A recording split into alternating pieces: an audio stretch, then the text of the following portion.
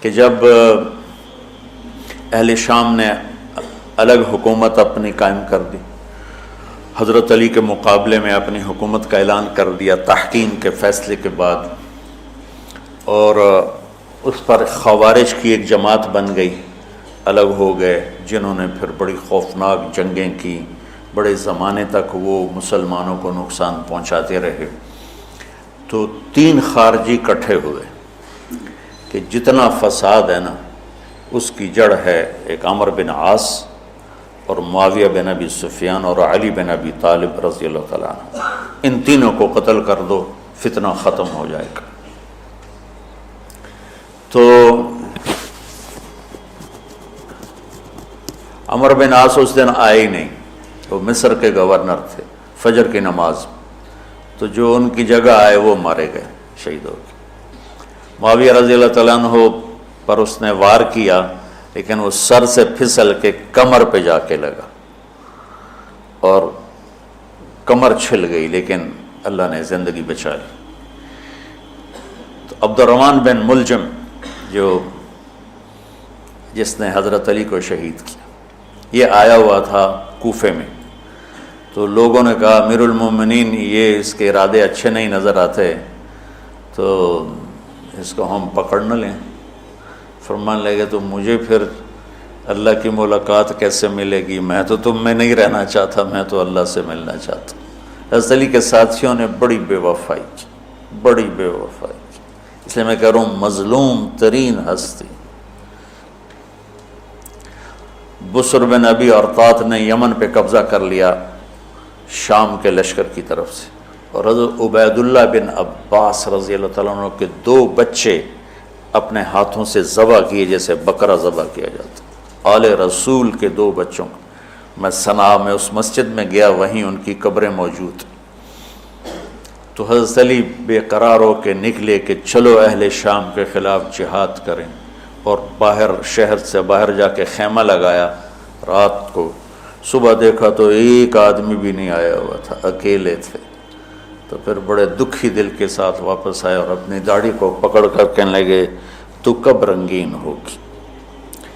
ایک دفعہ بیمار تھے تو کہنے لگے یا رسول اللہ مجھے لگتا ہے میری موت کا وقت آ گیا۔ میں نے کہا نہیں، تیری موت آئے گی جب اس خون سے یہ رنگین ہوگی، جب تیرے سر کے خون سے تیری داڑھی رنگین ہوگی اس وقت تیری موت آئے گی۔ تو اس جملے کو یاد کر کے کہتے تو کب رنگین ہوگی، تو کب رنگین ہوگی۔ چونکہ ساتھی ساتھ چھوڑ گئے تھے تو شدید قسم کی بے وفائی کا سامنا ہوا۔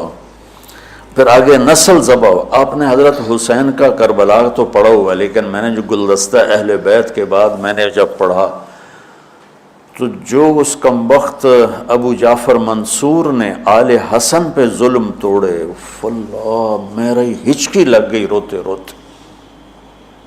تو میں اس کی تفصیل آپ کو بتا نہیں سکتا کا مطلب ہے کہ میرا سر ساتھ نہیں دے رہا، تو ہچکی لگ گئی میری روتے روتے۔ ان کی ساری اولاد کو آخر میں پہلی دردناک سزائیں دی، دردناک سزائیں دی، اور پھر ان سب کو ایک کمرے میں بند کر کے چاروں طرف سے کمرہ ٹائٹ کر دیا، ہوا بند کر دی، گھٹ کے سارے شہید ہو گئے، اس کے تڑپ تڑپ کے سب اس میں شہید ہو گئے۔ اس لیے میں کہہ رہا ہوں سب سے مظلوم ہستی ہیں علی بن ابی طالب۔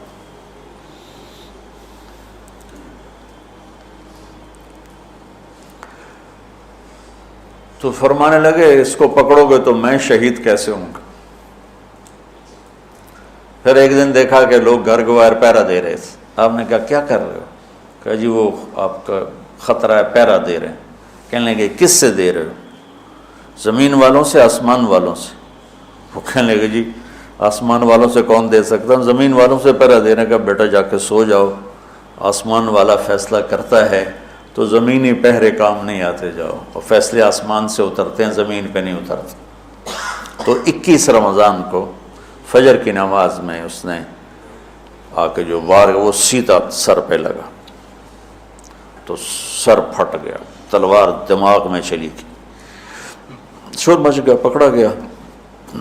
اب دیکھنا حضرت علی کے اخلاق،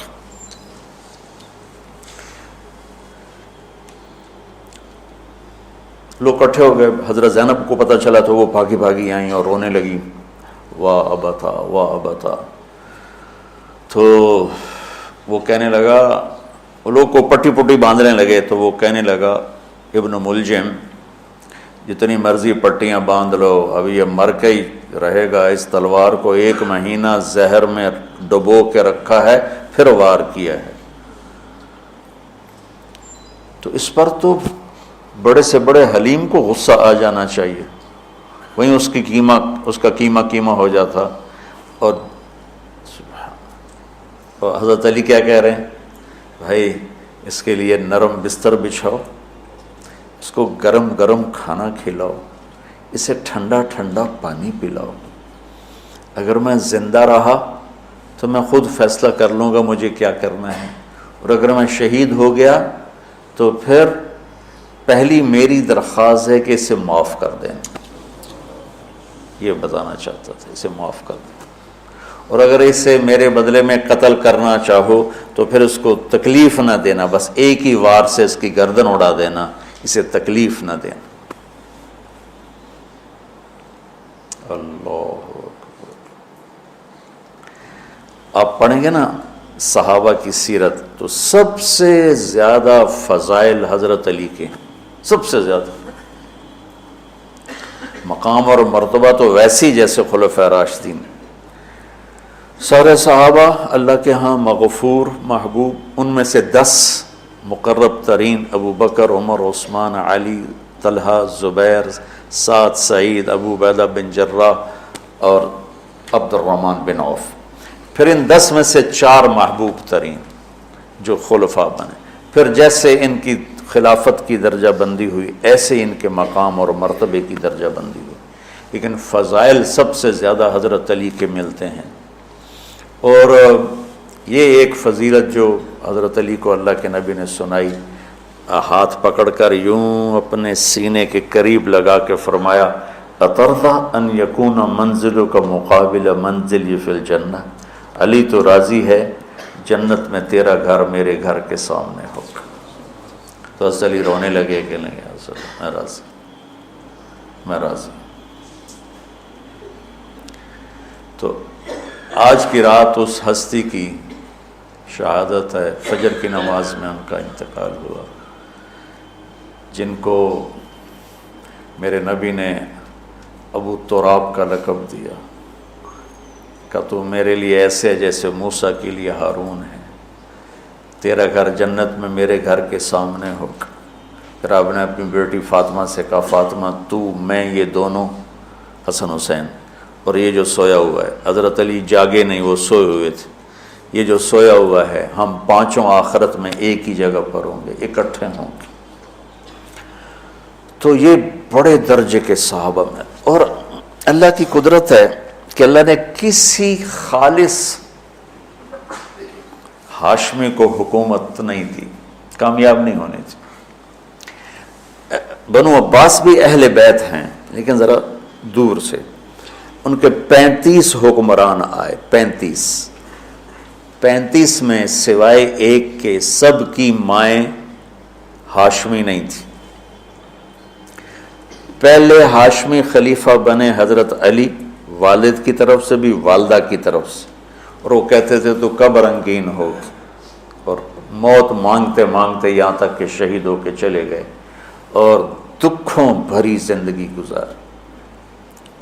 وَلَقَدْ رَأَيْتُهُ فِي بَعْضِ مَوَاقِفِهِ وَقَدْ أَرْخَى اللَّيْلُ سُدُولَهُ وَغَارَ نَجُومُهُ وَهُوَ قَائِمٌ يُصَلِّي فِي الْمِحْرَابِ قابضاً على لحيته يتململ تململ السليم ويبكي بكاء الحزين ويقول للدنيا إلي تغررت وإلي تشوقت وإلي تزينت وإلي تشوفت آه من قلة الزاد وبعد السفر ووحشة الطريق آيتها الدنيا غري غيري قد بتتك ثلاث عمرك قصير ومجلسك حقير وخطرك يسير من قلة الزاد وبعد السفر ووحشة الطريق. یہ درد بھری فریاد ان کی روز ہوتی تھی رات کو. ایسے تڑپتے تھے جیسے سانپ کا ڈسا تڑپتا ہے، اور ایسے روتے تھے جیسے دکھوں کا مارا روتا ہے۔